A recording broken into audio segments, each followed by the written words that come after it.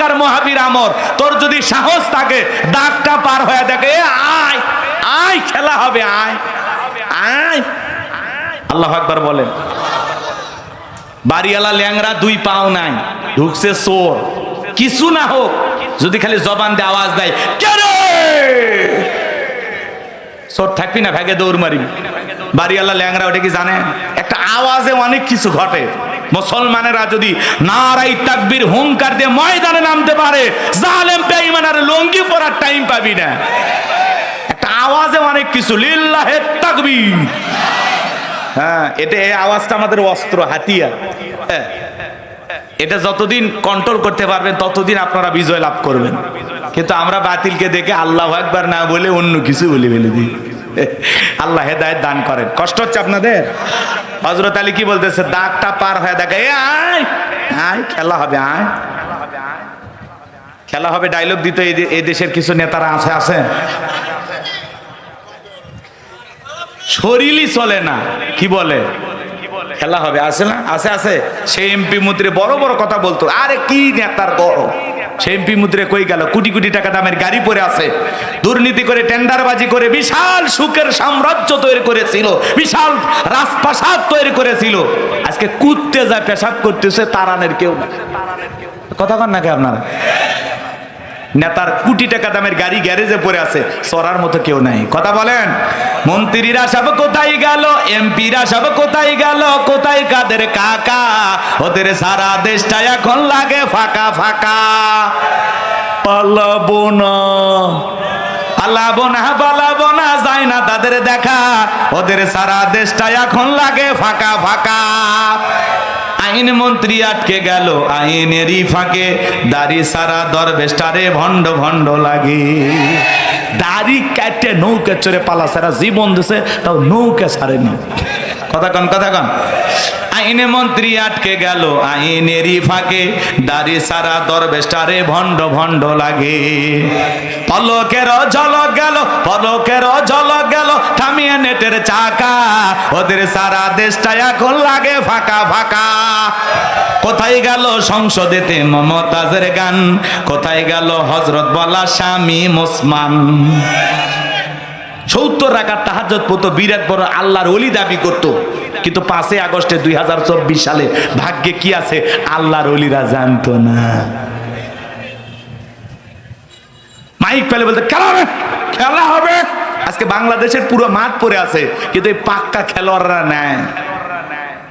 দেশে দুর্নীতি করে বাজান, লুটে পুটে খায়া এই দেশের খালি মাটি ধুয়ে গেছে, কিচ্ছু নেই, সব নিয়ে গেছে, সব সব একেবারে রিজার্ভ শূন্য দেশ বানিয়ে হয়ে গেছে। কথা কন না আপনি? আসসালামু আলাইকুম ওয়া রাহমাতুল্লাহি ওয়া বারাকাতুহু। ইন্নাল হামদালিল্লাহি লাকুরামিল্লাযী খালাকাল ইনসানা ওয়া কাররামা ওয়া আল্লামাহু মিনাল বায়ানি মা লাম ইয়ালাম। ফাসুবহানাল্লাযী লা ইহসা ইমতিনানুহু বিল লিসানি ওয়ালা বিল কলাম।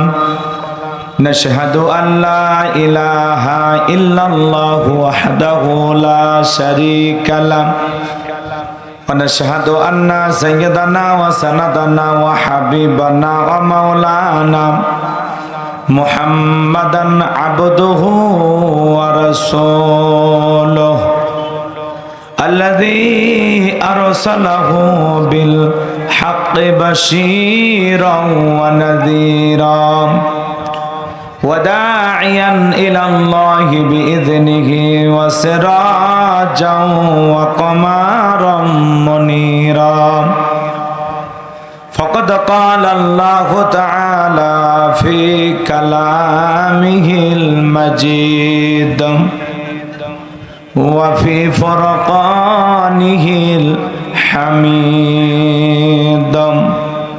সকলে জবান সেরে মোহাব্বতে আওয়াজ দে পড়ুন আউযু বিল্লাহি মিনাশ শাইতানির রাজিম। বিসমিল্লাহির রাহমানির রাহিম।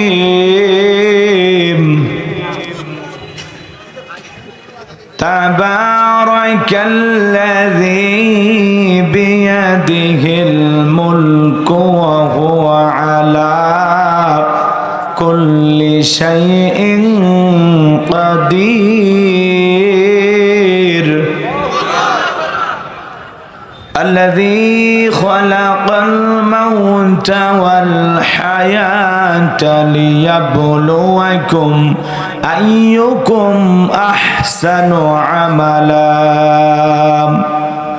وهو العزيز الغفور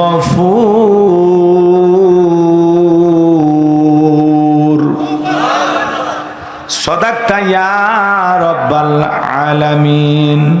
وعن أبي هريرة رضي الله تعالى عنه قال قال رسول الله صلى الله عليه وسلم الدنيا سجن المؤمن وجنة الكافر رواه مسلم. وقال تعالى في شان حبيبي إن الله وملائكته يصلون على النبي يا أيها الذين آمنوا صلوا عليه وسلموا تسليما. সকলে দরুদ ইব্রাহিম পড়ুন। اللهم صل على محمد وعلى آل محمد كما صليت على إبراهيم وعلى آل إبراهيم إنك حميد مجيد. اللهم بارك على محمد وعلى آل محمد كما باركت على إبراهيم وعلى آل إبراهيم إنك حميد مجيد. মুসলিম মোড়া ঘুমিয়ে পড়েছি, বিবেকে জ্বলছে তালা,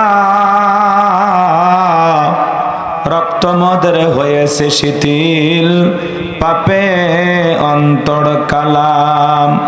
আসছে পথে আধার নেমে, তাই বলে কি রইবি থেমে, বাড়ে বাড়ে জ্বলবে বাতি, হয়তো বাতি জ্বলবে না, তাই বলে তো ভীরুর মতো বসে থাকলে চলবে না। মুসলিম আমি, সংগ্রামী আমি, আমি চিররণবীর, আল্লাহকে ছাড়া কাউকে মানি না, নারাই তাকবীর। মুসলিম জাগে কারবালাতে কঠিন শপথ পড়ে, সেই মুসলিম চির উত্তম, তাই তো একত্রে শপথ নিলাম, আল্লাহ রাজ গর্ব এবার চির শান্তি শোকের নীর। আল্লাহকে ছাড়া কাউকে করি না ভয়, নারাই তাকবীর। কইরে খালেদ কইরে ওমর, এসেছে নতুন বাদর, কইরে খালেদ কইরে ওমর, এসেছে নতুন বাদর, কোতারে দেখবি জয়ী তরুণ মুজাহিদ। আবারও কে গাইতে হবে ঘুম ভাঙানো গীত, আবারও কে গাইতে হবে ঘুম ভাঙানো গীত। লা ইলাহা ইল্লাল্লাহ, জোরে লা, আওয়াজ করে জোরে জোরে লা।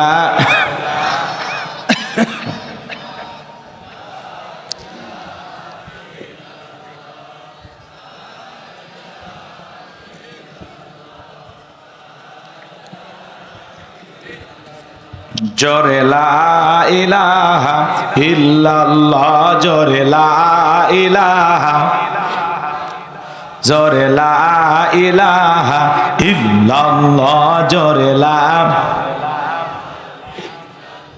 যার দিলে আছে আমার আল্লাহর ভয়, যার মনে আছে আমার আল্লাহর ভয়, আল্লাহ আল্লাহ সব সময়। আহার নিদেরা ভালো লাগে না এই দুনিয়া, ভালো লাগে না, ভালো লাগে শুধু ইল্লাল্লাহ, লা ইলাহা ইল্লাল্লাহ, জোরে লা ইলাহা ইল্লাল্লাহ, জোরে লা, জোরে লা ইলাহা, লা ইলাহা ইল্লাল্লাহু মুহাম্মাদুর রাসূলুল্লাহ। জবান ছেড়ে এক বাক্যে পড়ছি সাল্লাল্লাহু আলাইহি ওয়াসাল্লাম। বাংলাদেশের ঐতিহ্যবাহী রংপুর জেলার পীরগাছা থানার অন্তর্গত দেওয়ান সালেহ আহমদ নুরানি হাফিজিয়া মাদ্রাসা ও এতিমখানা এর উদ্যোগে আজকের এই এক বিশাল তাফসিরুল কোরআন মাহফিলের সম্মানিত সুযোগ্য অনারেবল প্রেসিডেন্ট জনাব আলহাস ইন্তাজ আলী, আল্লাহ পাক তার গোলামকে হায়াতে তৈয়বা সিয়াতে কুলিয়ে দান করুন, সকলে বলুন আমিন। আজকের প্রোগ্রামের প্রধান অতিথি বিশিষ্ট রাজনীতিবিদ, সমাজসেবক জনাব আলহাস মোহাম্মদ আফসার আলী, আল্লাহ পাক তার গোলামকে হায়াতে তৈয়বা সিয়াতে কুলিয়ে দান করুন, জনগণের খেদমতের জন্য ওমর ফারুকের মতো আদর্শবান নেতা হিসেবে কবুল করুন, চিল্লায় বলুন আমিন। আজকের প্রোগ্রামের বিশেষ অতিথিবৃন্দ, অনেকের নাম রয়েছে, সকলের নাম বলা সম্ভব নয়, সকলের জন্য দিল থেকে দোয়া করে পড়ছি ওয়া রাফা'না লাকা যিকরাক। আল্লাহ পাক সকলের সম্মানকে বৃদ্ধি করুন, চিল্লায় বলুন আমিন। আজকের প্রোগ্রামের আমন্ত্রিত ওলামায়ে কেরাম কথা বলেছেন হাফেজ মাওলানা মোহাম্মদ সদরুল আলম, কথা বলেছেন বিশিষ্ট আলিমে দ্বীন মুফাসসির কোরআন হযরত মাওলানা আনোয়ারুল ইসলাম। সকল আলোচকের আলোচনা আল্লাহ পাক দ্বীনের জন্য, ইসলামের জন্য, কোরআনের খেদমতের জন্য কবুল করুন, চিল্লা বলুন আমিন।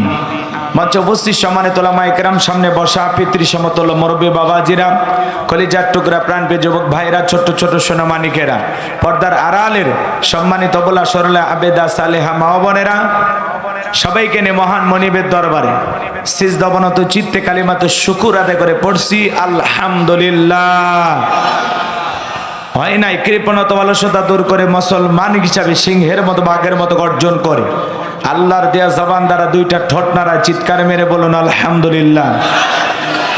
পড়ুন রব্বানা লাকাল হামদ হামদান কাসীরান তাইয়্যিবান মুবারাকান ফি।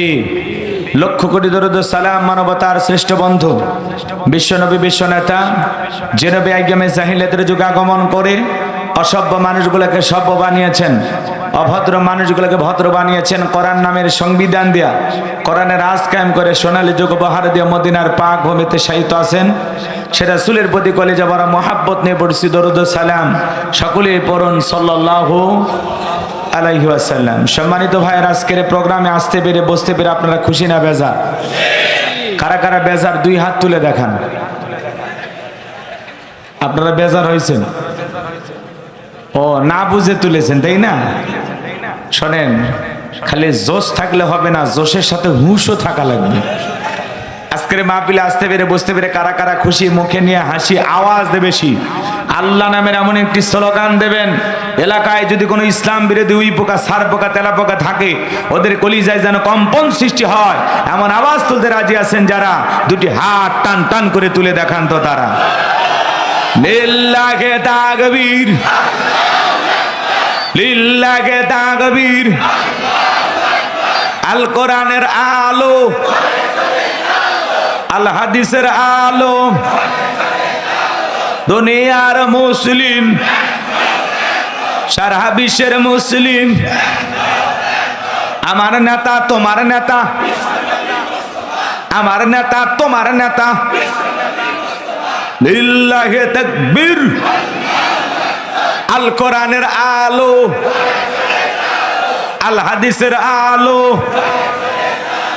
দুর্নীতির আলো। হাত নামান, অনেকে ঝোঁকে তালে বলেই ফেলেছে দুর্নীতির আলো ঘরে ঘরে জ্বালবে। বাংলাদেশের দুর্নীতি দমন কমিশন আছে না নাই? এরপরে দুর্নীতি কমেছে নাকি ডিজিটাল কাজে বেড়েই চলেছে? দিন যত গড়াচ্ছিল দুর্নীতির পাল্লা তত ভারী হচ্ছিল। কথা বলেন ঠিক কিনা? আমরা চাই আমাদের প্রিয় মাতৃ বাংলাদেশ দুর্নীতি মুক্ত আল্লাহ কবুল করেন, ছিল বলুন আমিন। আমরা চাই আমাদের বাংলাদেশ মাদক মুক্ত আল্লাহ কবুল করেন, ছিল বলুন আমিন। আমরা চাই আমাদের বাংলাদেশ যৌতুক মুক্ত আল্লাহ কবুল করেন, ছিল বলুন আমিন। সম্মানিত ভাইরা আমার, ভূমিকায় লম্বা কথা নয়, সরাসরি মূল আলোচনায় প্রবেশ করতে চাই। তারপরে দু একটি কথা না বললেই নয়। আজ থেকে কয়েক মাস আগেও আমরা যখন কোরআনের মাহফিলে কথা বলার জন্য যাইতাম, যেখানে আমাদের খাবারের আয়োজন থাকতো, বসার ব্যবস্থা থাকতো, এখানে কিছু বুদ্ধিজীবীদের আগমন ঘটতো। এরা দিত আমাদেরকে প্রথম সবক, হুজুর এটা বলা যাবে না, ওইটা বলা যাবে না, এটা বলবেন ওইটা বলবেন না। কথা বলেন। এরপরে যখন আমরা মাহফিলের মঞ্চে চলে আসতাম, আবারও দ্বিতীয় দফায় কিছু বুদ্ধিজীবীদের আগমন ঘটতো। এরা বলতো, হুজুর বোঝেনি তো এলাকা কার, এলাকাতে মোটামুটি আমরাই সব, আমরাই ওয়াজ যা করবেন করবেন, খবরদার নেত্রীর বিরুদ্ধে যেন কোনো কথা না হয়। এখনকার ওই বুদ্ধিজীবীরা আছে ভাই, টর্চ লাইট মেরে চেহারা খুঁজে পাওয়া যাচ্ছে না। কথা বলেন ঠিক কিনা? এজন্য মনে রাখবেন, জুলুম কখনো চিরস্থায়ী হতে পারে। জালেমদের শেষ পরিণতি হলো পরাজয়, আর মাজলুমদের শেষ পরিণতি হলো বিজয়। শেষ বিজয়ের হাসি মুসলমানেরা হাসবে। কথা বলেন ঠিক কিনা? ইন্নাল্লাহা লা ইয়াহদিল কওমাজ জালিমিন। যারা জালেম আল্লাহ তাদেরকে পছন্দ করে না, জালেমদেরকে আল্লাহ ভালোবাসে না। মাজলুমদের সাথে আল্লাহর সাহায্য আছে, জালেমদের সাথে আল্লাহর সাহায্য নাই। কথা বলে ঠিক কিনা? এজন্য ভাইরা আমার, যারাই জুলুম করবে এরা একদিন পরাজিত হবে, আর যারা মাজলুম থাকবে এরা একদিন বিজয়ের স্বাদ লাভ করবে। কথা ক্লিয়ার না ভেজাল আছে? আল্লাহ তাআলা আমাদের সুদিন ফিরাইছে, কিন্তু এই সুদিনের সঠিক ব্যবহার করতে হবে। আমরা যেন আবার সুদিন পাইয়া নতুন করে জালেম না হই, এটা মাথায় রাখা লাগবে। কথা কি বুঝতে পারতেছেন? অনেক জায়গায় অনেকেই মামলা বাণিজ্য শুরু করে দিছে, তোর নামে মামলা দেব, 2-3 লাখ টাকা দে নইলে মামলা দেব। এরকম কিছু বাটপার নামছে কিনা? কথা বলেন না কেন? ভাই জুলুম করেন না। এক সময় বাড়িতে ঘুমাইতে পারতেন না, হ্যাঁ, মামলা মোকদ্দমা নিয়ে কোর্টে হাজিরে দিতে দিতে জীবন শেষ। অতএব সুদিন আসছে, আল্লাহর শুকরিয়া আদায় করেন। নতুন করে আবার কাউকে ফাঁসানোর চেষ্টা করা যাবে না। তবে হ্যাঁ, সত্যি যারা অপরাধ করেছে তাদের শাস্তি দরকার আছে না নাই? কিন্তু আপনার দ্বারা আমার দ্বারা কোনো নিরপরাধ মানুষ যেন জুলুমের শিকার না হয়, এটা লক্ষ্য রাখা লাগবে। সম্মানিত ভাইরা আমার,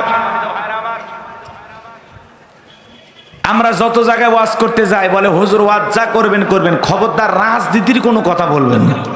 আচ্ছা বলেন তো, আমার বাড়ি কোন জেলা? গাইবান্ধা। আচ্ছা কষ্ট হচ্ছে আপনাদের না?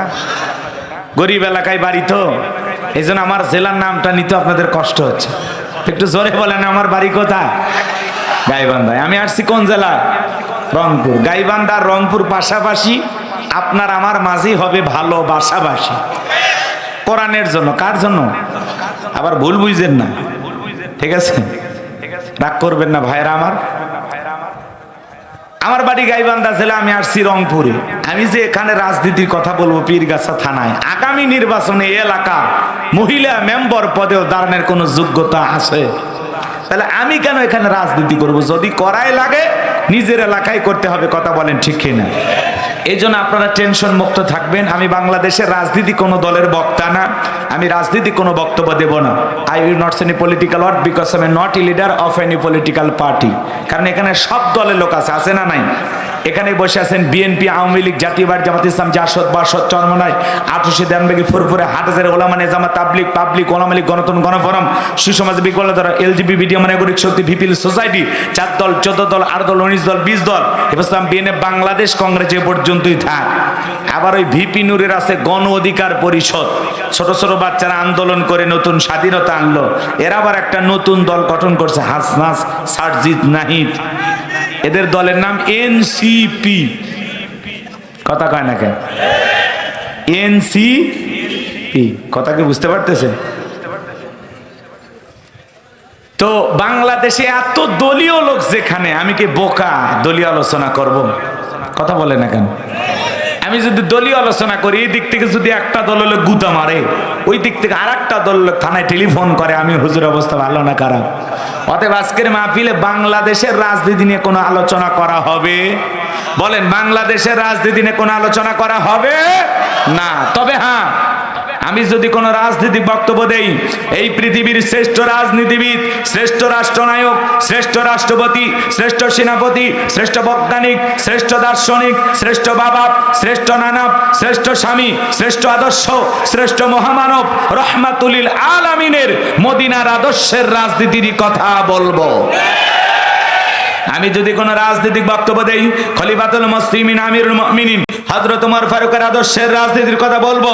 যে ওমর ফারুক আল্লাহর জমিন, আল্লাহর আইনকে প্রতিষ্ঠিত করার জন্য নিজের কলিজার টুকরা ছেলেকে পর্যন্ত ছাড় দেয় নাই। কথা বলে ঠিক কিনা? সেই মদিনাওয়ালার আদর্শের রাজনীতির কথা শোনার পরে আপনার জন্য আবার চুলকানি আরম্ভ না হয়, কারণ কোরআন হাদিসের হক কথা সবার পেটে হজম হয়। বলেন তো বাজান, বেগুন দেখতে যতই সুন্দর হোক, যার অ্যালার্জি আছে খাইলে সমস্যা হবে কিনা?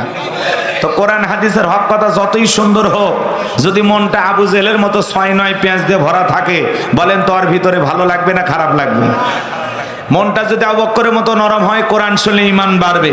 আর মনটা যদি আবু জেলের মতো শয়তানিতে ভরা থাকে, যত কোরআন শুনবে তত জ্বলে পুড়ে শেষ হবে। কথা বলে ঠিক কিনা? কোরআন হাদিসের হক কথা বলা হয়।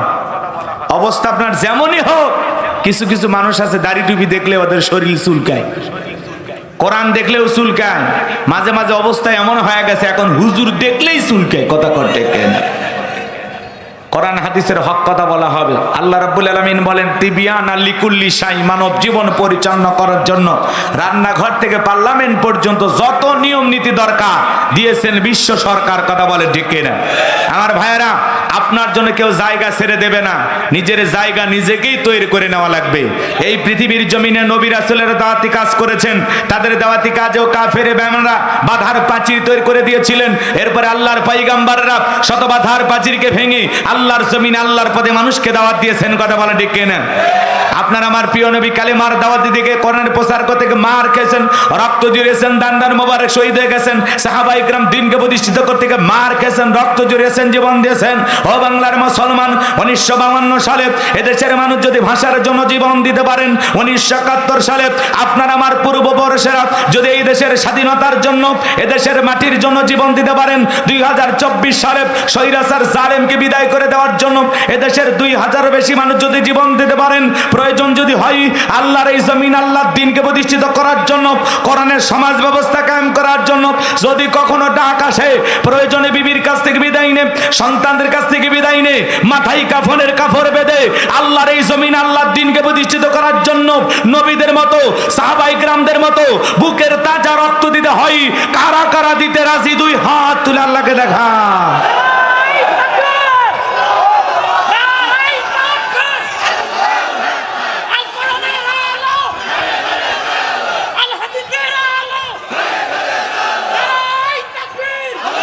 লিল্লাহে তাকবীর। হাত টান টান করে তোলেন। আমি কি হাত নামাইতে বলেছি? ওই যে মাঝে মাঝে হাত বেঁকা দেখা যায়, 2 হাত সোজা করার শক্তি নাই। আপনি পুরুষ মানুষ, দুধ, ডিম, ভিটামিন, ক্যালসিয়াম মাঝে মাঝে কিনে খাবেন, একেবারে দুর্বল হলে চলতে পারেন না। সোজা করেন, সোজা করেন, সোজা করেন। এরকম নাড়া দেন তো, মাশাআল্লাহ, মারহাবা। সোজা করে রাখেন, এখন সোজা করে রাখেন। আমার আল্লাহ রাব্বুল আলামিন বলেন, ইন্নাল্লাহা আশতারা মিনাল মুমিনিনা আনফুসাহুম ওয়া আমওয়ালাহুম বিআন্না লাহুমুল জান্নাহ। সূরা তাওবার 111 নম্বর আয়াতে আল্লাহ রাব্বুল আলামিন জানিয়ে দিলেন, নিশ্চয়ই মুমিন বান্দাদের জান মাল আমি আল্লাহ ক্রয় করে নিয়েছি, বিনিময়ে দেব জান্নাত। বলুন সুবহানাল্লাহ। তাহলে বলেন তো বাজান, আপনার আমার জীবনের মালিক কে? এই রংপুরের যুবকেরা ভালো করে বলো তো, এই জীবনের মালিক কে?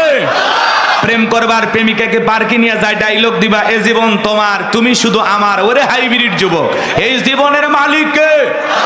আপনার আমার সম্পদের মালিক কে? আল্লাহর দেয়া জীবন, আল্লাহর দেয়া সম্পদ আল্লাহর পথে খরচ করতে রাজি আছেন তো মুসলমান? রাজি আছেন তো ইনশাআল্লাহ? বাম হাত নামান, শুধু ডান হাত তুলে রাখেন, শুধু ডান হাত। শুধু ডান হাত। আল্লাহ রাব্বুল আলামিন বলেন ইল্লা আসহাবাল ইয়ামিন ফি জান্নাতিন ইয়াতাসাআলুন। সূরা মুদ্দাসির আল্লাহ পাক জানিয়ে দিলেন ডানপন্থী যারা জান্নাতের বাগানে প্রবেশ করবে তারা বলুন সুবহানাল্লাহ। কোনো কথা হবে না। কিছুক্ষণ আগেই বলেন হুজুর জীবন দিতে রাজি, রক্ত দিতে রাজি।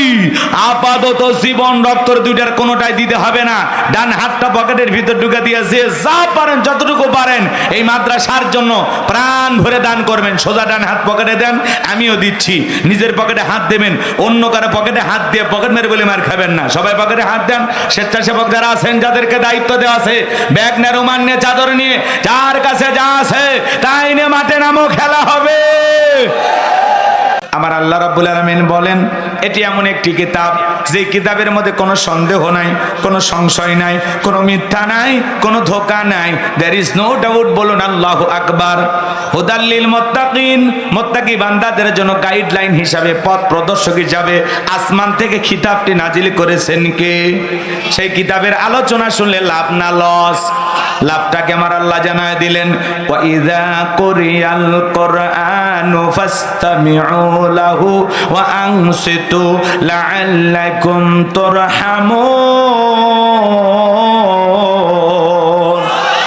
সূরা আরাফ আয়াত নাম্বার 204। আমার আল্লাহ রাব্বুল আলামিন জানিয়ে দিলেন তোমাদের সামনে যখন কোরআন পাঠ করা হয়, কোরআনের আলোচনা করা হয়, চুপ করে কান লাগিয়ে মনোযোগ সহকারে কোরআনের কথাগুলো শ্রবণ করো। যারা চুপচাপ কোরআনুল কারীমের কথাগুলো শ্রবণ করবে আমার আল্লাহ রাব্বুল আলামিন আসমান থেকে তাদের উপরে আল্লাহর রহমত বৃষ্টির মতো নাজিল করবেন। বলুন সুবহানাল্লাহ। এই জায়গায় আল্লাহর রহমত নাজিল হইতেছে, বিশ্বাস হয় কিনা? এটা জান্নাতের বাগান, এতে কি কোনো সন্দেহ আছে? তাহলে কোরআনের কথাগুলো শুনলে লাভ না ক্ষতি? আল্লাহ তাআলা জানিয়ে দিলেন ওয়াযাক্কির ফাইন্নায যিকরা তানফাউল মুমিনিন। সূরা জারিয়ার 55 নাম্বার আয়াত। আল্লাহ ডেকে বলেন যারা আমার মুমিন বান্দা তাদের সামনে যখন কোরআন দেওয়াজ করা হয়, কোরআন থেকে উপদেশ দেওয়া হয়, এই কথাগুলো শোনার পরে আমার মুমিন বান্দাদের উপকারে আসবে। বলুন সুবহানাল্লাহ। আমার ভাইরা হাদিস শরীফের ভিতরে আসছে আল্লাহর কোন বান্দা যদি একটা ঘন্টা কোরআন শোনার জন্য সময় ব্যয় করতে পারে, একটা ঘন্টা আল্লাহর কোরআন শোনার জন্য আপনি যদি সময় ব্যয় করতে পারেন, 500 রাকাত নফল নামাজ বলে যে সব হয় সেই সমপরিমাণ সব আল্লাহ তাআলা আপনার আমল নামায় লিখে দেবেন। বলুন সুবহানাল্লাহ। যতক্ষণ এই জায়গায় শ্বাস প্রশ্বাস নেবেন, প্রত্যেকটা শ্বাস প্রশ্বাসের সাথে একটা করে নেকি আপনাদের আমল নামায় লেখা হবে। বলুন সুবহানাল্লাহ। তাহলে বলেন তো বাজান, এখানে আইসা লাভ হইছে না ক্ষতি হইছে? লাভ হইছে না ক্ষতি হইছে? আমি কথা বলবো পবিত্র কোরআনুল কারীমের 66 নাম্বার সূরা। সূরাটির নাম হলো মুলক। বলেন কি নাম? মুলক। মুলক মানে হলো সার্বভৌমত্ব, কর্তৃত্ব, রাজত্ব, পাওয়ার ক্ষমতা। বলেন আল্লাহু আকবার। মোট আয়াত আছে 30টি, রুকু আছে 2টি। বিশ্বনবীর মক্কার জিন্দেগিতে আল্লাহ রাব্বুল আলামিন এই সূরাটি নাজিল করেছেন। জবান ছেড়ে সবাই একটু মোহাব্বতে আমার সঙ্গে তেলাওয়াত করুন। আউযু বিল্লাহি মিনাশ শাইতানির রাজিম। বিসমিল্লাহির রাহমানির রাহিম। বিতাড়িত মোর্দার শয়তানের কাছ থেকে আল্লাহ পাকের কাছে আশ্রয় প্রার্থনা চাচ্ছি। পরম করুণা সিমদালু আল্লাহ তাআলা নামে শুরু করছি। আমরা যে কোনো কাজ শুরু করব কার নামে? আল্লাহর নামে কাজ শুরু করলে বরকত আছে না নাই? যে কোনো কাজের শুরুতে আল্লাহ তাআলাকে স্মরণ করে যদি আমরা কাজটা শুরু করি, সেই কাজের ভিতরে কল্যাণ পাওয়া যাবে, রহমত পাওয়া যাবে, বরকত পাওয়া যাবে। কথা বলেন ঠিক কি না? সূরার নাম কি বলেছি ভাই? একটু জোরে বলেন।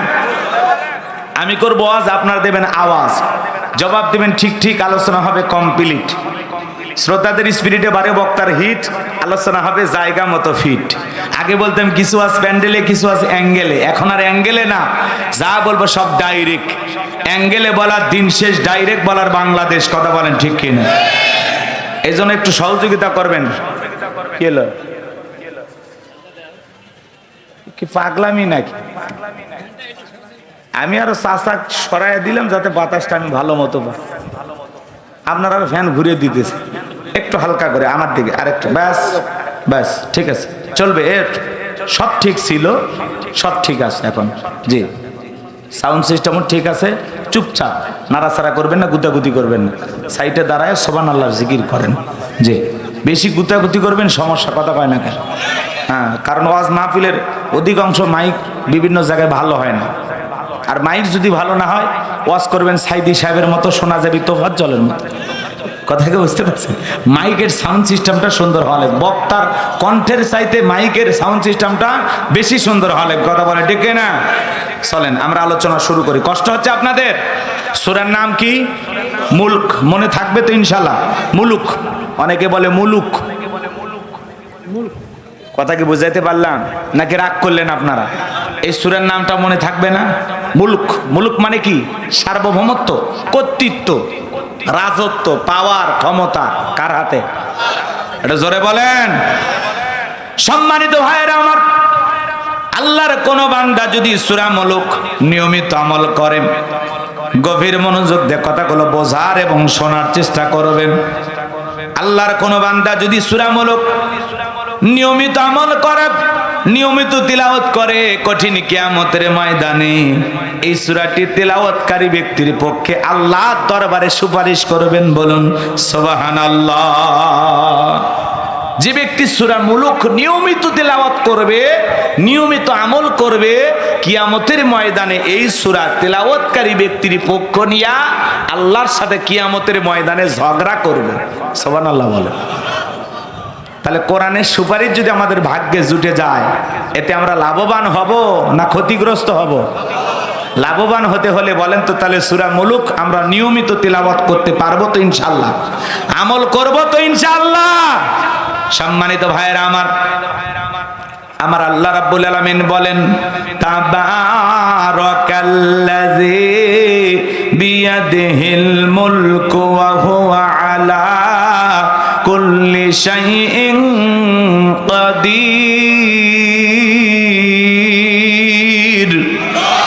আমার আল্লাহ রাব্বুল আলামিন বলেন, মহামান্বিত সেই সত্তা যার হাতে সর্বময় কর্তৃত্ব, রাজত্ব, পাওয়ার, ক্ষমতা। তিনি হলেন সব বিষয়ের উপরে ক্ষমতাবান, সব কিছুর উপরে তার ক্ষমতা চলে। তিনি হলেন সর্বশক্তিমান। বলেন আল্লাহু আকবার। গভীর মনোযোগ দিয়ে কথাগুলো শুনবেন বাজান। বলেন তো আসমানে ক্ষমতা চলবে কার? জমিনে ক্ষমতা চলবে কার? সকল ক্ষমতার একচ্ছত্র মালিক কে?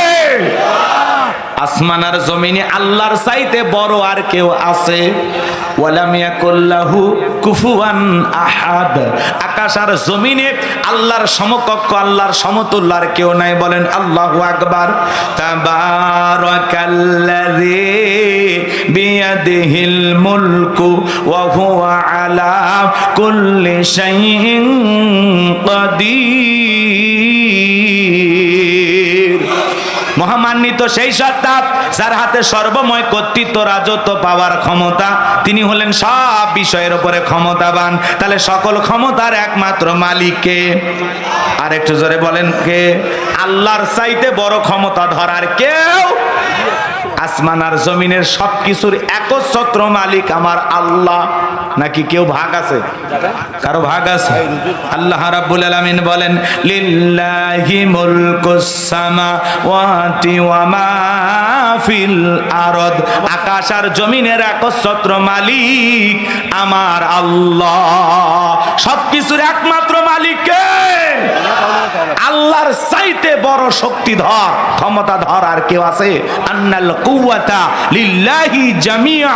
আল্লাহু আকবার। এই পৃথিবীর জমিনে অনেক মানুষ স্লোগান দেয়, ক্ষমতার উৎস জনগণ। ক্ষমতার উৎস জনগণ নয়, ক্ষমতার উৎস কে? একটু চিল্লায় বলতে হবে কে? ক্ষমতার উৎস আমার আল্লাহ। এই পৃথিবীর ভূখণ্ডে যারা ক্ষমতা পায় রাখি, রংপুর থেকে একটা ছেলে যদি ঢাকায় চাকরি করার জন্য যায়, একটা বাসা বাড়ি যদি ভাড়া নিয়ে থাকে, পরিচয় হলো ভাড়াটিয়া। পরিচয়টা কি? পরিচয়টা কি? তো এই পৃথিবীর জমিন আল্লাহ কাউকে 5 বছর, কাউকে 10 বছর, কাউকে 20 বছর ক্ষমতার সিয়ারটা ভাড়া দেয়। ওদেরও পরিচয় হলো ভাড়াটিয়া, ওরা ক্ষমতার মালিক নয়। কথাকে বুঝতে পারছেন? ক্ষণিকের জন্য আল্লাহ তাআলা ওদের ক্ষমতার সিয়ারে বসায়। বলেন তো বাজান, ক্ষমতা দেওয়ার মালিক কে? আল্লাহ রাব্বুল আলামিন বলেন, কুলিল্লাহুম্মা মালিকাল মুলকি তুতিল মুলকা মান তাশাউ ওয়া তানজিউল মুলকা মিম্মান তাশা ওয়া তুইজ্জু মান তাশাউ ওয়া তুযিল্লু মান তাশা বিয়াদিকাল খায়র ইন্নাকা আলা কুল্লি শাইইন কাদির।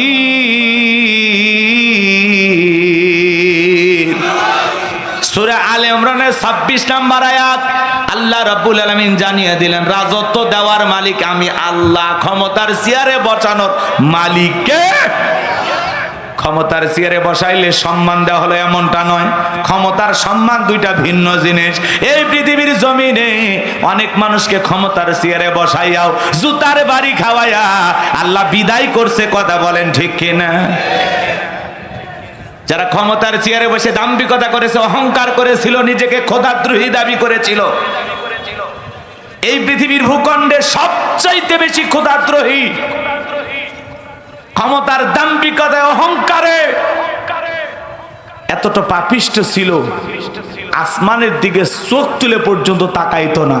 এরকম একজন দাম্ভিক, জালেম, বেঈমান নমরুদ, যাকে আল্লাহ তাআলা জুতার বাড়ি খাওয়ায়া ক্ষমতার চেয়ার থেকে বিদায় করছে, কথা বলে ঠিক কিনা? আল্লাহর সাথে বাড়াবাড়ি করলে আল্লাহ জুতার বাড়ি খাওয়ায়া ক্ষমতার চেয়ার থেকে নামায়। শ্রীলঙ্কার দিকে তাকায় দেখলেন না, যারা জনগণের উপরে জুলুম করেছিল, জনগণ নেতাকে বাগে পাইয়া কাপড় খুলে ক্ষমতার চেয়ার থেকে নামাইছে, কথা বলে ঠিক কিনা? ভাগ্যিস ভালো সেদিন নেতা হাফ প্যান্ট পরা ছিল। নেপালের প্রেসিডেন্ট দেখলেন পালিয়ে গেল, এজোর ক্ষমতা পাইলেই যে লোকটাকে সম্মান দেওয়া হলো এমনটা নয়। আজকে ক্ষমতা আছে, এমপি মন্ত্রী হয়েছেন, প্রধানমন্ত্রী হয়েছেন, প্রশাসনের লোকজন স্যালুট দেয়, সম্মান দেয়। হ্যাঁ, দামি গাড়িতে চড়ে ঘোরেন, এমপি মন্ত্রিত্ব থাকবে না, রাস্তার রিক্সা চালকও আপনাকে টাইম দেবে না, কথা বলেন ঠিক না? কিসের ক্ষমতার বাহাদুরি, কিসের ক্ষমতার দাম্ভিকতা, অহংকার আপনি করেন? আমার ভাইয়েরা, দিল দিয়া কথাগুলো বোঝার চেষ্টা করবেন বাজান। তাহলে বলেন তো, ক্ষমতার চেয়ারে বসানোর মালিক কে? আমার আল্লাহ বলেন, কুলিল্লাহুম্মা মালিকাল মুলকি তুতিল মুলকা মান তাশাউ ওয়া তানজিউল মুলকা মিম্মান তাশা ওয়া তুইজ্জু মান তাশাউ ওয়া তুযিল্লু মান তাশা বিয়াদিকাল খায়র ইন্নাকা আলা কুল্লি শাইইন কাদির। আমার আল্লাহ ডেকে বলেন, রাজত্ব দেওয়ার মালিক আমি আল্লাহ, ক্ষমতার চেয়ার বসানোর মালিক কে? তাহলে ক্ষমতায় বসানোর মালিক। আবার আল্লাহ বলতেছেন, ক্ষমতা থেকে কেড়ে নেওয়ার মালিক আমি আল্লাহ। যে আল্লাহ ক্ষমতার চেয়ারে বসায়, সে আল্লাহ আবার ক্ষমতার চেয়ার থেকে নামায়। কথা কি বুঝতে পারতেছেন? আল্লাহ স্পষ্ট বলতেছেন, ক্ষমতা দেওয়ার মালিক আমি আল্লাহ, আবার কেড়ে নেওয়ার মালিক আমি আল্লাহ। অত ইজ্জু মান তাশা অত জিল্লু মান তাশা, সম্মান দেওয়ার মালিক আমি আল্লাহ, লাঞ্ছিত করার মালিক আমি আল্লাহ। বিয়াদিকাল খায়র, সকল কল্যাণের চাবিকাঠি আমি আল্লাহর হাতে। ইন্নাকা আলা কুল্লি শাইইন কাদির, আর তিনি হলেন সব বিষয়ের উপরে ক্ষমতাবান, তিনি হলেন সর্বশক্তিমান। চিৎকার মেরে বলুন আল্লাহু আকবার। তাহলে ক্ষমতার চেয়ারে বসানোর মালিক, ক্ষমতার চেয়ার থেকে নামানোর মালিক, সম্মানিত করার মালিক, লাঞ্ছিত করার মালিক, সবকিছু কার হাতে? সবকিছু ফয়সালা হয় কোথা থেকে? আসমান থেকে। রাগ করতেছেন মনে হয়? আমার ভাইরা, দিল দিয়া কথাগুলো বুঝবেন। এই পুরো পৃথিবীর ক্ষমতা আল্লাহ তাআলা চারজন মানুষকে দিয়েছিলেন, পুরো পৃথিবীর ক্ষমতা। জোরে বলেন, কয়জন? রাগ করতেছেন বুঝি? আরে ভাই, পুরো পৃথিবীর ক্ষমতা দূরের কথা, ছোটখাটো পাতি নেতার গরম এলাকায় থাকা যায় না। আমারে চিনিস, আমি অমুক নেতা, তার ছোট বোনে বিয়ে করেছি, কি হাইব্রিড পরিচয়। নেতা এরকম আছে না নাই? কথায় কথায় বলে আমারে চিনিস, বেশি বাড়াবাড়ি করলে খাইয়া দিমু। ও মনে করছে মানুষ মনে হয় মুরগির রান খেয়ে ফেলে দেবে, এরকম লোক আছে না নাই? ক্ষমতার দাম্ভিকতায় জুলুম করে, অত্যাচার অহংকার করে, মানুষকে মানুষ মনে করে না, পশুর মতো আচরণ করে, রাস্তাঘাটে মানুষকে হত্যা করে, দিন দুপুরে মানুষকে জবাই করে। এরকম পৃথিবীর জমিনে রাক্ষস নেতাও আছে না নাই? ওদেরকে দেখে পুরো শহর কাঁপে। কথা কন, কি বলেন? ভালোবাসায় কাঁপে, শ্রদ্ধা সম্মানে কাঁপে, নাকি ভয়ে? কারণ ওরা এক একটা মানবরূপী জানোয়ার। কথা বলেন, ওরা মানবরূপী জানোয়ার, আছে না? আমার ভাইয়ের একটু অপেক্ষা করেন, সামনে যায়। মনের মধ্যে অনেক দুঃখ জমে আছে, 16 বছরের কাজ আদায় করা লাগবে। একটু অপেক্ষা করেন, ওয়াজও হবে, ওয়াশও হবে, আমলের কথা হবে। প্রত্যেকটা মাহফিল যেন হয় আমাদের পরিবর্তনের উদ্দেশ্যে কথা বলে, ঠিক কিনা? সব টক ঝাল মিষ্টি আল্লাহর সৃষ্টি। একটু অপেক্ষা করেন খালি। যুবক যারা আছো নিরাশ হয় না, তোমরাও যুবক, আমিও যুবক। তোমাদের মনের দুঃখটা আমি কি বুঝি। তোমাদের জন্য স্পেশাল আলোচনা মাথার মেমোরিতে সেভ করা আছে, সময় মতো ডাউনলোড দিয়ে শোনায়া দিব। একটু অপেক্ষা করো। তোমাদের জন্য জীবনটা আমাদের শেষ হয়ে যাচ্ছে, তোমাদেরকে কন্ট্রোল করা যাচ্ছে না। মা বোন যারা আছে, আসে না, 2 প্যান্ডেল জায়গা হচ্ছে না।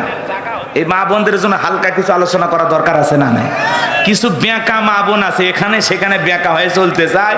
আজকে ওয়াজের মাধ্যমে সোজা করা হবে ইনশাআল্লাহ। একটু অপেক্ষা করেন, খালি খুলতে দেন আলোচনাটা। মন খারাপ করতেছেন নাকি? আমার ভাইয়েরা গভীর মনোযোগ দিয়ে কথাগুলো শুনে যান। পুরো পৃথিবীর ক্ষমতা তো দূরের কথা, ছোটখাটো পাতি নেতার গরমে এলাকায় থাকা যায় না। বিশ্বনবীর জামানায় এরকম একটা পাতি নেতা ছিল, এর নাম ছিল মহাবীর আমর। ওই সময়ে, আজ থেকে 1500 বছর আগে ফিরে গেলাম, ওই সময়ে ছিল। শোনেন শোনেন, তাদেরকে বলা হতো গোত্রীয় লিডার, দলপতি, মন্ডল, মাতাব্বর। কথাকে বুঝতে পেরেছেন? ছোট ছোট গোত্রের যারা লিডার, হ্যাঁ, এদের মধ্যে একজন ছিল এই মহাবীর আমর। বিশ্বনবী হিজরত করে মদিনায় চলে গেছেন। মক্কার কাফেরদেরকে নিয়ে রাসূলের কোনো মাথা ব্যথা নাই, কিন্তু কাফেরদের ঘুম হারাম। না জানি ভাতিজা মুহাম্মদ সাল্লাল্লাহু আলাইহি সাল্লাম মক্কায় যা কি করতেছে, এই টেনশনে ওদের ঘুম হয় না। এদের মধ্যে একজন হলো এই মক্কার মহাবীর আমর। এ কি করেছিল জানেন? প্রতিমার সামনে দাঁড়ায়া, লাথুজ্জা দেবদেবী, সরস্বতী, রাধাকৃষ্ণ, ভগবতী প্রতিমাগুলোর সামনে দাঁড়ায়া বলতেছে, যতক্ষণ আব্দুল্লাহর বেটা মুহাম্মদ সাল্লাল্লাহু আলাইহি সাল্লামের দেহ থেকে কাল্লানা ফেলাইতে পারবো, ততক্ষণ পর্যন্ত আমি এক ফোঁটা পানিও পান করব না। জোরে কন নাউজুবিল্লাহ। আমার নবী কার পাকা দানে মই দিতে গেছে, ওর বাড়ি থেকে চুরি করতে গেছে। নবীর কি কোনো অপরাধ আছে? নবীর কোনো অপরাধ নাই। নবী কালেমার দাওয়াতে ইসলামের প্রচার প্রসার করে, এক আল্লাহর পথে মানুষকে আহ্বান করে। এটা কাফের বেঈমানদের সহ্য হয় না, এই জন্য তারা ষড়যন্ত্র করেছিল। বাজান গো আমার, আমি যে কথা বলতে চাচ্ছিলাম, এই মক্কার মহাবীর আমর বিশ্ব নবীর মাথা নেওয়া ঘোষণা করে রওনা করেছেন মদিনার পথে। আল্লাহ তাআলা সেই সংবাদ বিশ্ব নবীর কানে পৌঁছায় দিলেন, নবী গো, মক্কার মহাবীর আমর আপনার কাল্লা নেওয়ার ঘোষণা করে রওনা করেছেন। নবী টেনশনে পড়ে গেলেন, কি করা যায়? সাহাবা ইকরামদেরকে বলতেছেন, আমার সাহাবীরা, মক্কার মহাবীর আমর আমার কাল্লা নেওয়ার ঘোষণা করে রওনা করেছে, তোমরাই বলো কি করা যায়? হযরত ওসমান রাদিয়াল্লাহু তাআলা আনহু ডেকে বলেন, আপনি আল্লাহর এত বড় পয়গম্বর, আপনি আল্লাহর কাছে দোয়া করেন, ওই মক্কার মহাবীর আমর আপনার কাছে পৌঁছার আগে ওর হাত পা যেন আল্লাহ প্যারালাইজ করে দেয়। নরম মানুষ দোয়ার পক্ষে। হযরত ওসমানের কথা শুনে বিশ্বনবী হাত তুলে দোয়া করা শুরু করে দিলেন, আল্লাহ, ওই মক্কার মহাবীর আমর আমার কাল্লা নেওয়ার ঘোষণা করে রওনা করেছে, ও আমার কাছে পৌঁছার আগে ওর হাত পা এতটুকু শুধু বলেছেন। আল্লাহ আসমান থেকে বলে, জিবরাইল রে, আর করিস না দেরি, আমার বন্ধুকে জানায় দাও তাড়াতাড়ি। আমি আল্লাহ পাক শুধু 2 হাত দোয়া করার জন্য দেই নাই, মাঝে মাঝে জালেম আর বেঈমানদেরকে সাইজ করার জন্য ওই 2 হাতে লাঠিও তুলে নেওয়া লাগবে। জোরে বলেন মারহাবা। জিবরাইল এসে বলে, নবী দোয়া কবুল হবে না, হাত নামান। নবী তখন হাত মুখে না লাগায় হাঁটুর উপরে রেখে দিলেন। আমরা অনেকে মোনাজাত করি, দোয়া করে আর এরকম দড়ি পাকায়। কথা বলেন। অনেকে দোয়া করে আর প্রেসার মাপে, অনেকে মোনাজাত করে চুপচাপ থাকে। হুজুর যখন দোয়া শেষ করে বলে আমিন, তখন বলে আমিন হুজুর, আজকের মোনাজাত সেই হয়েছে, ওই চালাক কি দোয়া ধরেছিল। এরকম লোক আছে না নাই? রাগ করতেছেন মনে হয় আপনারা। আমার ভাইয়েরা, আপনারাই বলেন তো বাজান, সব জায়গায় কি দোয়া দিয়া কাজ হয়? এই গ্রামের নাম কি বলেন? না, এই গ্রামের নাম করলে ভেজাল হতেও পারে, পরে বলবো নি। কষ্ট হচ্ছে আপনাদের? তাহলে চুরি বন্ধ হতে লাগবে কার আইন? শক্ত আইন লাগবে। আর কোন আইনে বান্দাকে কন্ট্রোল করা যাবে, বান্দাকে ঠিক রাখা যাবে? বলেন তো, আল্লাহর চাইতে কি আমরা বেশি বুঝি? আল্লাহর চাইতে যদি বেশি বোঝে, ওটা কি মানুষ আছে? ওটা কি হয়ে গেছে? এই অবস্থা। চুরি বন্ধ করতে হলে আল্লাহর আইন লাগবে। তাছাড়া এই দেশের যে চুরির আইন, একটা মোবাইল চোর, পকেট মার, ছিনতাইকারী, স্বর্ণ চুরি করছে, জেলখানায় যায়। মুরগি চোর, হ্যাঁ, লাউ চোর, কদু চোর, বেগুন চোর, মাছ চোর, এরা যায় ডাকাত হয়ে বেড়াছে। ডাকাত জেল খাটছি রে, হ্যাঁ, দেখা শেষ। এখন খালি কাটমো কাটমো, মানে ডাকাতের প্রশিক্ষণ নিয়ে আসে। কথা কন্যাকে খালি খামা খাই লেগে রাখছে, রাখিব নিরাপদ, দেখাবো আলোর পথ। কিসের উঠে আলো আছে? খালি অন্ধকার। অন্ধকার না? টাকা দিলে ওখানেও নেশাদ্রব্য কিনতে পাওয়া যায়। তার মানে কি বুঝলেন? রাগ করবেন না, বাস্তবতা কিছু বলা লাগবে। হালকা এদিক সেদিক নাড়াচাড়া না দিলে আপনারা শান্তি পাবেন না। রাগ করতেছেন? একটা তাকবীর দেন, লিল্লাহে তাকবীর। জিবরাইল এসে বলে, নবী দোয়া কবুল হবে না, হাত নামান। নবী হাত নামায় ফেললেন। নবী আমার টেনশনে পড়ে গেলেন। জিবরাইল বলে, নবী, সাহাবায়ে কেরামদের মধ্যে ঘোষণা করেন, আপনার সাহাবীদের মধ্যে এমন কেউ কে আছে যে মক্কার মহাবীর আমরের মোকাবেলা করবেন? নবীর কোন সাহাবী দাঁড়ায় না। হযরত আলী দাঁড়িয়ে গেলেন। নবীজি ডেকে বলে, আলী, তুমি কি জানো ওই মক্কার মহাবীর আমর এক বেলা খাবার খায় 21 কেজি, 3.5 মণ ওজনের তরবারি যুদ্ধ করে। এত বড় বীরের সামনে তুমি কেমনে যাইবে? বসে বড়। নবীজি দ্বিতীয়বার বললেন, ও আমার সাহাবীরা, তোমাদের মধ্যে এমন কেউ কে আছো যে মক্কার মহাবীর আমরের মোকাবেলা করবা? আবার হযরত আলী দাঁড়িয়ে গেলেন। নবীজি তৃতীয়বার যখন বললেন, ও আমার সাহাবীরা, তোমাদের মধ্যে এমন কেউ কে আছো যে মক্কার মহাবীর আমরের মোকাবেলা করবা? নবীর কোন সাহাবী দাঁড়ায় না। আবার হযরত আলী দাঁড়িয়ে গেছে। নবী তখন দুইটা হাত বাড়ায় বলে, আলী রে, আয় আয় আমার বুকের ভিতরে আয়। এই কথা বলে বিশ্বনবী হযরত আলীকে বুকের সঙ্গে জড়ায় নিলেন। আর ডেকে বলে, আলী, এত বড় বীরের সামনে যাইতে চাস? তোর কি জানে একটু মায়া দয়া নাই? কেমনে যাইতে চাস? তোর কি একটু ভয় করে না? হযরত আলী ডেকে বলতেছে, নবী, আমার ভিতরের ঈমান বলতেছে ওই আমর আপনার চেহারা দেখার আগে ওরে আমি জমিন থেকে বিদায় করে দেব। বলেন আল্লাহু আকবার। বলেন তো বাজান, ঈমানের একটা পাওয়ার, স্পিড থাকা দরকার আছে না নাই? বলেন, থাকা দরকার আছে না নাই? চলেন বাজান, সামনের দিকে যাই। লম্বা কিছু কথা বলতে চাচ্ছিলাম, একটু হৃদয়ের কান পেতে কথাগুলো শুনে যান। নবী দেখে বলে, আলী রে, খালি হাতে দোয়া করলে হবে না। ওসমান, তোমার বাড়ি থেকে তরবারি আছে। হযরত ওসমান রাদিয়াল্লাহু তাআলা আনহু দেখে বলেন, আমার বাড়িতে তরবারি আছে 27 ইঞ্চি লম্বা। জোরে কোন মারহাবা। এখন তো তরবারির কথা শুনলে বলে জঙ্গি। এরকম একটা ছিল না, রাজাকার। এই এক ডায়লগ দিয়ে ক্ষমতার চেয়ার পুরে হয়ে গেছে সরকার। আবারও যারা বলবে রাজাকার, ওদেরকে বলবো হাসিনার রাস্তা ধর। এ কথা কন না কেন? রাজাকার রাজাকার ট্যাগ লাগানোর দিন শেষ। এগুলার পাবলিক খায় না, এগুলো পুরাতন ডায়লগ। এলে পুরাতন ডায়লগ হয়ে গেছে না, থাকলে নতুন কিছু কম। কথা কয় না কে? অন্য কোন নাম আবিষ্কার করেন চিন্তা ভাবনা করে। এগুলো রাজাকার, মৌলবাদ, জঙ্গির ট্যাগ লাগাইয়া আর লাভ হবে? এগুলো মানুষ শুনতে শুনতে মুখস্থ হয়ে গেছে। কথা কি বোঝা গেল? এদেশে কোনো জঙ্গি নাই, ওরা সব নাটক করতো। এদেশে কোনো জঙ্গি নাই, সব নাটক করতো ওরা।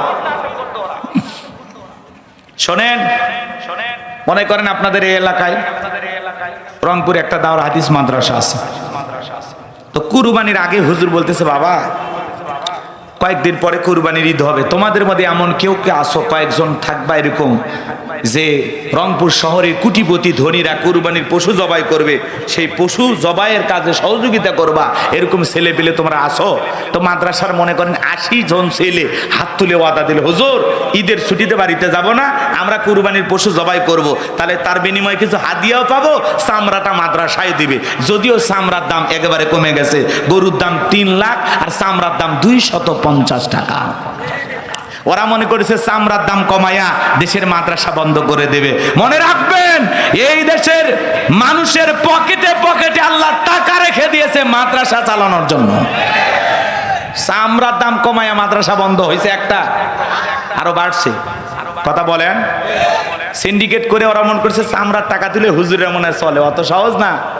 এদেশের মাদ্রাসা মসজিদ চালানোর জন্য প্রত্যেকটা মুমিনের পকেটে পকেটে আল্লাহ অ্যাকাউন্ট খুলে রাখছে, চাইলেই দেয়। এদের প্রত্যেকটা মাহফিলে আশেপাশে 200-100 মাহফিল হয়, চাইলেই দেয়, 5 হোক 10 হোক 50 হোক, সাধ্য অনুযায়ী দেয়, না করে না।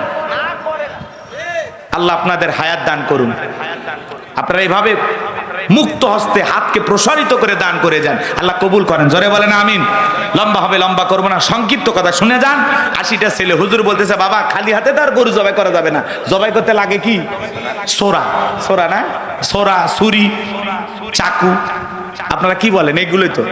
তো ধরেন চাকু, 80টা চাকু কামারের কাছে অর্ডার দেয় ঈদের আগের দিন, কুরবানির ঈদের আগের দিন। হুজুর বলতেছে, বাবা কে কোন চাকুটা নিবা, নিয়ে একটু কি দাও, ধার দাও। আপনারা দেন না চাচা?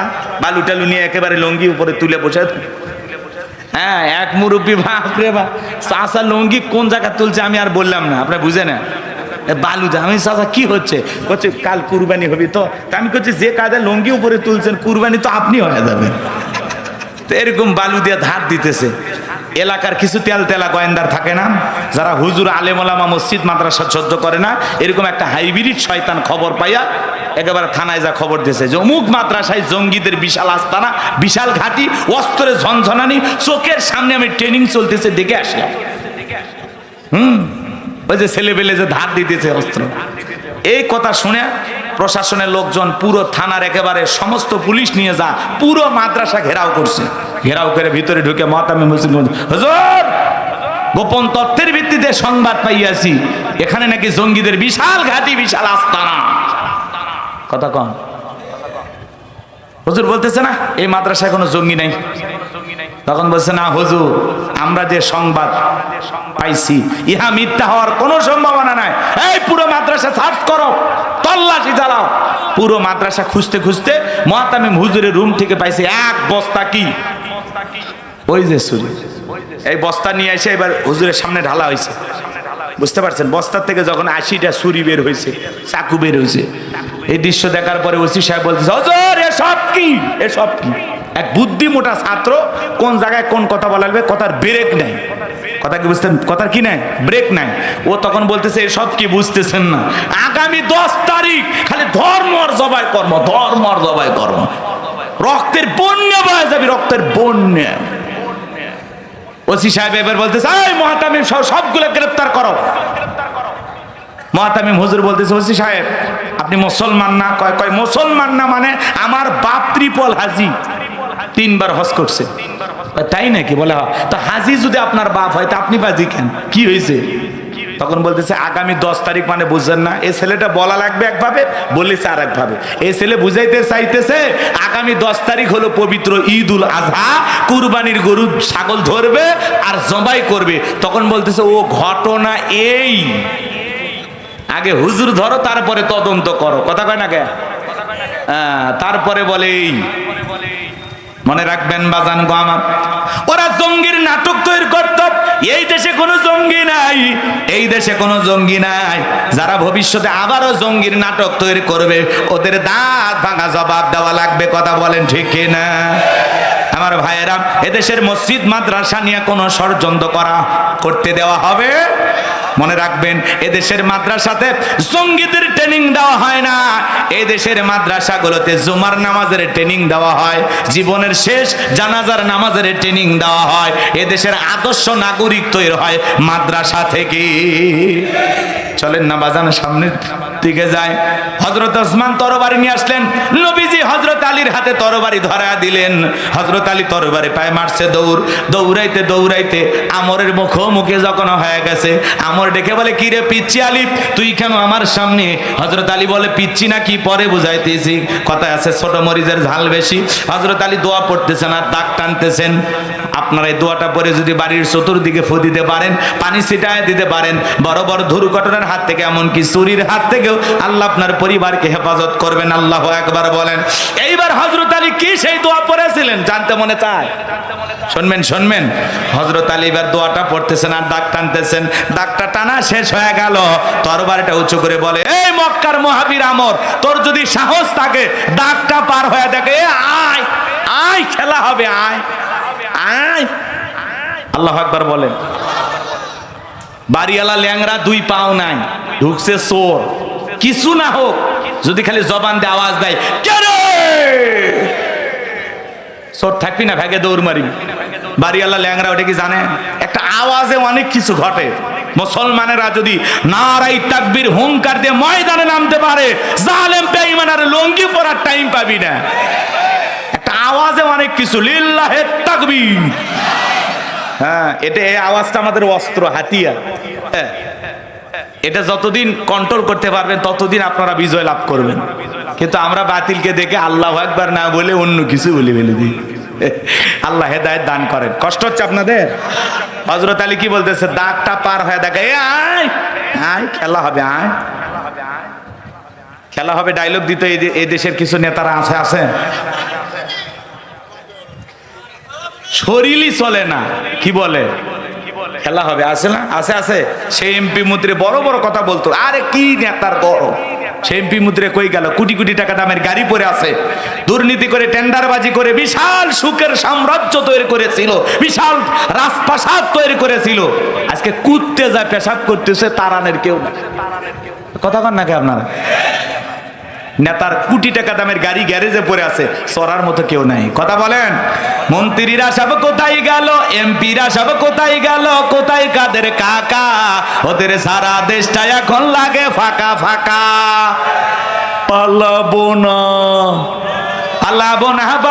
না যায় না তাদের দেখা, ওদের সারা দেশটা এখন লাগে ফাঁকা ফাঁকা। আইন মন্ত্রী আটকে গেল আইনেরই ফাঁকে, দাড়ি সারা দরবেশটারে ভণ্ড ভণ্ড লাগে। দাড়ি কাটে নৌকা চড়ে পালা সারা জীবন দিছে, তাও নৌকা ছাড়েনি। কথা কন। আইনে মন্ত্রী আটকে গেল আইনেরই ফাঁকে, দাড়ি সারা দরবেশটারে ভণ্ড ভণ্ড লাগে। পলকের ঝলক গেল থামিয়ে নেটের চাকা, ওদের সারা দেশটা এখন লাগে ফাঁকা ফাঁকা। কোথায় গেল সংসদেতে মমতাজের গান, কোথায় গেল হযরত বলা স্বামী ওসমান। 70 রাকাত তাহাজ্জুদ পড়তো, বিরাট বড় আল্লাহর ওলি দাবি করত। কিন্তু 5 আগস্টে 2024 সালে ভাগ্যে কি আছে আল্লাহর ওলিরা জানতো না। মাইক পেলে বলতে খেলা হবে। আজকে বাংলাদেশের পুরো মাঠ পড়ে আছে, কিন্তু এই পাক্কা খেলোয়াড়রা নেয়। দেশে দুর্নীতি করে বাজান লুটে পুটে খায়া এই দেশের খালি মাটি ধুয়ে গেছে, কিচ্ছু নেই, সব নিয়ে গেছে, সব একেবারে রিজার্ভ শূন্য দেশ বানিয়ে হয়ে গেছে। কথা কন না আপনি? সব বিদেশে নিয়ে গেছে, বেগম পাড়া বানাইছে, শুনছেন না? কষ্ট হচ্ছে মনে হয় আপনাদের? হযরত আলী আর আমার বাজা ভাব। হযরত আলী বলতেছে খালি দাগটা পার হয় দেখা, আয় আয়। আমার এক পা সামনে আসে, 3 পা পিছনে যায়। পুরো ঘটনাটাকে আপনারা শুনবেন, একটু হাতটা তুলে দেখান কারা কারা শুনবেন। লিল্লাহে তাকবীর, একটু জোরে বলেন লিল্লাহে তাকবীর। হাত নামান বাজান। আমার আল্লাহ রাব্বুল আলামিন বলেন, তাবারাকাল্লাযী বিয়াদিহিল মুলকু ওয়া হুয়া আলা কুল্লি শাইইন কাদির। মহামান্বিত সেই সত্তা যার হাতে সর্বময় কর্তৃত্ব, রাজত্ব পাওয়ার ক্ষমতা, তিনি হলেন সব বিষয়ের উপরে ক্ষমতাবান। তাহলে সকল ক্ষমতার একমাত্র মালিককে। পুরো পৃথিবীর ক্ষমতা আল্লাহ 4 জনকে দিয়েছিলেন। কথা কি মনে আছে আপনাদের? 4 জন মানুষকে আল্লাহ তাআলা পুরো পৃথিবীর ক্ষমতা দান করেছিলেন বাজান। এর মধ্যে 2 জন ইমানদার আর 2 জন হলো কাফের। ইমানদার 2 জনের মধ্যে একজন হলো পয়গাম্বার, নাম হলো সুলাইমান আলাইহিস সালামকে আল্লাহ রাব্বুল আলামিন পুরো পৃথিবীর বাদশাহী দান করেছিলেন। মানব দানব জিন ইনসান সকলেই তার হুকুম মানতে বাধ্য ছিল। আল্লাহর পয়গম্বর সুলাইমান আলাইহিস সালাম এমন একজন পয়গম্বর ছিলেন বাজান, পিপিলিকার ভাষা পর্যন্ত বুঝতেন। বলুন সুবহানাল্লাহ। আল্লাহ তাআলা একটা মজাদার তক্তের সিংহাসন দান করেছিলেন। আল্লাহর পয়গম্বর যেখানে যাওয়ার ইচ্ছা পোষণ করতেন, বাতাসের সাহায্যে আল্লাহ তাআলা ওই বিশাল সিংহাসনটা সেই জায়গায় বাতাসের সাহায্যে উড়াইয়া উড়াই নিয়ে যাইতেন। বলুন আল্লাহু আকবার। এখন জাহাজ গাড়ি হাওয়ায় চলে, ওগো কলেরই বিধান। একদিন বিনা কলে হাওয়ায় চলতো নবী সুলাইমান, মোরা সেই মুসলমান। জোরে কোন মারহাবা। আল্লাহ নবী সুলাইমান আলাইহিস সালামের বিশাল রাজত্বের কাহিনী ঘটনা যদি বলতে যায় 2-3 ঘন্টা আলোচনা করেও শেষ হবে না। আজকে আমার সেই দিকে যাওয়ার কোনো সুযোগ নাই। তাহলে 1 নাম্বার, নবী সুলাইমান আলাইহিস সালামকে আল্লাহ রাব্বুল আলামিন পুরো পৃথিবীর বাদশাহী দান করেছিলেন। 2 নাম্বার, বাদশা জুলকারনাইন, যাকে আল্লাহ রাব্বুল আলামিন পুরো পৃথিবীর বাদশাহী দান করেছিলেন। এই পৃথিবীর জমিনে 1 নয় 2 নয়, বাদশা জুলকারনাইনকে আল্লাহ তাআলা 1600 বছর হায়াত দান করেছিলেন। বলুন সুবহানাল্লাহ। আপনার আমার বাপ দাদার 14 গোষ্ঠীর হায়াত এক জায়গায় করলে এত হবে? কথা কি বুঝতে পারতেছেন? এই বাদশা জুলকারনাইনকে আল্লাহ তাআলা এমন ক্ষমতা দান করেছিলেন, সূর্য উদয় হইতে সূর্য অস্তগামী পর্যন্ত, পূর্ব থেকে পশ্চিম পর্যন্ত পুরোটা পৃথিবীর ক্ষমতা আল্লাহ তাআলা তাকে দিয়েছিলেন। এমন একটা মজাদার ঘোড়া আল্লাহ তাআলা তাকে দান করেছিলেন। এই ঘোড়ায় চড়ে পৃথিবী ভ্রমণের জন্য যখন চাবুক মারতেন, এক এক কদমে ঘোড়াটা হাজার হাজার মাইল রাস্তা পাড়ি দিত। বলেন আল্লাহু আকবার। এজুজ মাজুজের জন্য বিশাল একটা প্রাচীর নির্মাণ করে দিয়েছিলেন যেই বাদশা, সেই বাদশার নাম বাদশা জুলকারনাইন। তার ঐতিহাসিক কিছু সফর ছিল, সেগুলো নিয়ে যদি আলোচনা করা হয় 2-3 ঘন্টা করে সময় লাগবে, এত সময় আপনাদের হাতে নাই। আমি যে কথা বলতে চাচ্ছিলাম বাজান, 2 জন ইমানদার, একজনের নাম হলো নবী সুলাইমান, আর একজন ইমানদার নাম হলো বাদশা জুলকারনাইন, যাদেরকে আল্লাহ পুরো পৃথিবীর বাদশাহী দান করেছিলেন। আর 2 জন কাফেরকে আল্লাহ রাব্বুল আলামিন পুরো পৃথিবীর বাদশাহী দান করেছিলেন। এর মধ্যে 1 নাম্বার জালেম বাদশা বখতে নাসর। কি নাম? বখতে নাসর, যাকে আল্লাহ তাআলা পুরো পৃথিবীর বাদশাহী দান করেছিলেন। ওই জামানা আল্লাহ তাআলা তার একজন পয়গম্বর পাঠিয়েছিলেন, নাম হলো দানিয়াল।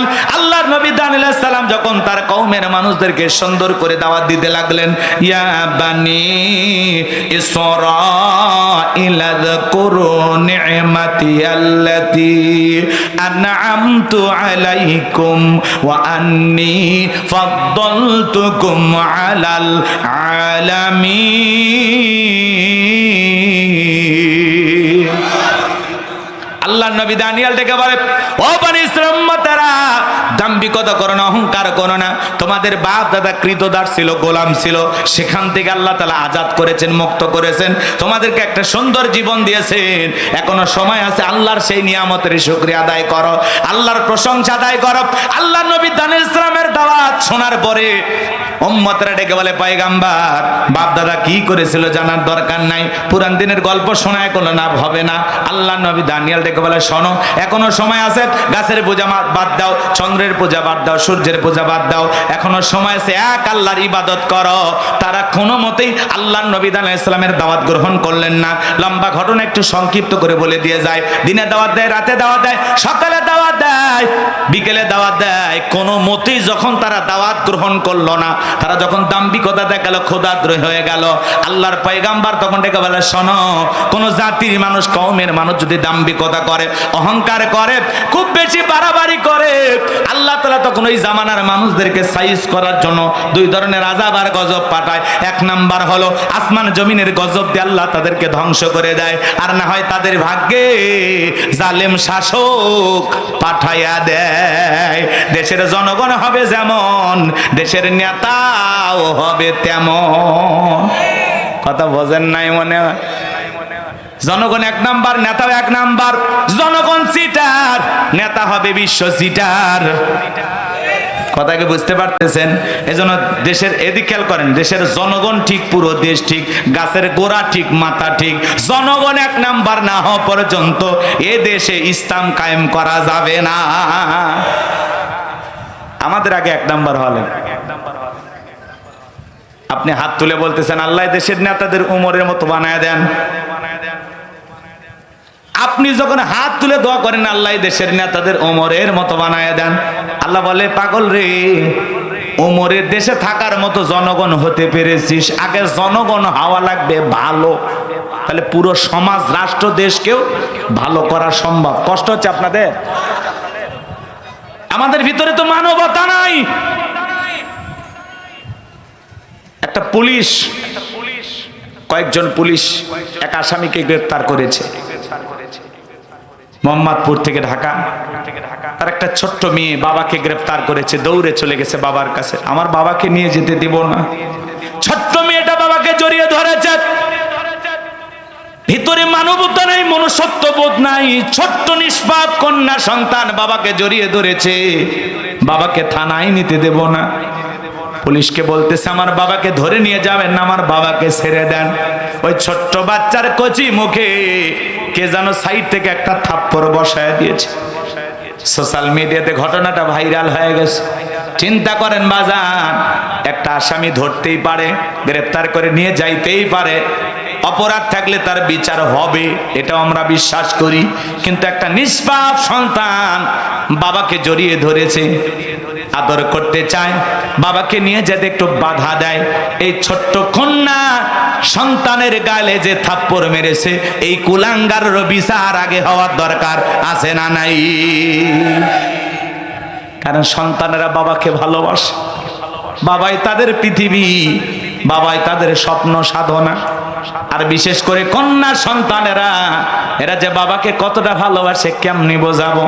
আমার ঘরেও দুইটা কন্যা সন্তান আছে বাজান, কি যে মহাব্বত করে, কি যে ভালোবাসে, কি যে আদর করে, কি যে সুন্দর করে ডাকে, কলিজাটা ঠান্ডা হয়ে যায়। যার ঘরে কন্যা সন্তান আছে তারা জানে তাদের ঘরে মনে হয় মা আছে। সারাদিন কোকিলের মতো ডাকে, আব্বা আব্বা করে ডাকে, কি মজাটা লাগে বাজান। এই জন্য কন্যা সন্তানকে দেখে কখনো অবহেলা করবেন না।